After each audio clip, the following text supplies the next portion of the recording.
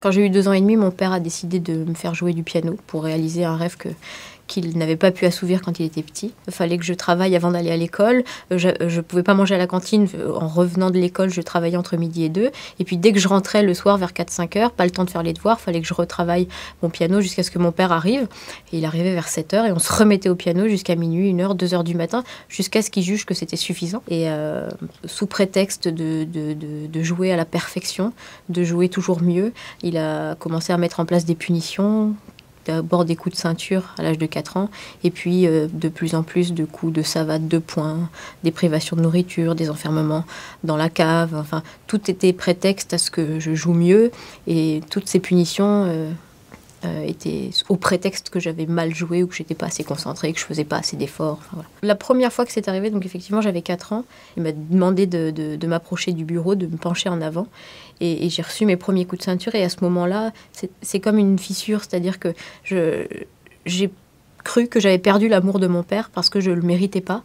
Je pensais que j'avais fait quelque chose de mal en fait, mais je pensais que c'était normal en fait. Donc jamais j'aurais pensé parler parce que je pensais qu'on allait me dire de quoi tu te plains, c'est comme ça chez tout le monde, il faut juste le supporter et faire avec, quoi. Donc les gens ont du mal à s'imaginer que ça peut toucher tous les milieux sociaux, y compris les plus favorisés. Donc c'est pour ça aussi que les gens n'ont pas repéré ma souffrance, c'est que pour eux ça ne pouvait pas exister dans mon milieu social.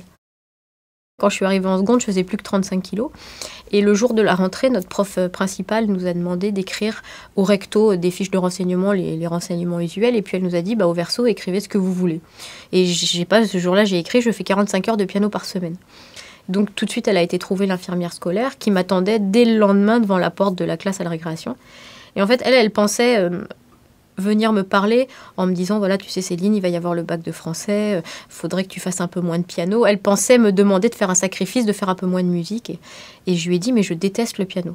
Et elle a eu cette présence d'esprit de garder en tête cette phrase avec mon apparence physique, et elle s'est dit, il y a quelque chose qui ne va pas. Pour la première fois, j'étais plus toute seule et on était 2, et ça m'a donné un peu un sentiment d'invincibilité, quoi. Si elle n'avait pas été là, je suis sûre qu'aujourd'hui, je serais morte. Soit je me serais suicidée parce que j'en pouvais vraiment plus de cette situation et je commençais à y penser de plus en plus, soit j'aurais pris un mauvais coup, une mauvaise chute, et l'infirmière scolaire, Madame Marion, m'a sauvé la vie, en fait. Je pense qu'il y a quand même beaucoup trop de gens qui savent, qui sont au courant et qui, par peur ou par lâcheté, disons-le, ne parlent pas. Les gens se disent, oh là là, ça me regarde pas, c'est pas dans ma famille que ça arrive, ce sont les voisins, je dois pas m'immiscer, je ne dois pas faire de délation. Ce que les gens n'ont pas compris, c'est que c'est pas une question de délation, c'est parler, c'est sauver une vie. J'ai dû attendre 14 ans avant qu'on vienne enfin me tendre la main. Et aujourd'hui, même si j'ai réussi, j'en paye quand même les pots cassés, j'ai quand même des séquelles. Donc oui, j'ai envie que les gens parlent pour que les enfants qui viennent après moi n'attendent pas aussi longtemps et puissent être sauvés plus vite. Enfants en danger, dans le doute, agissez.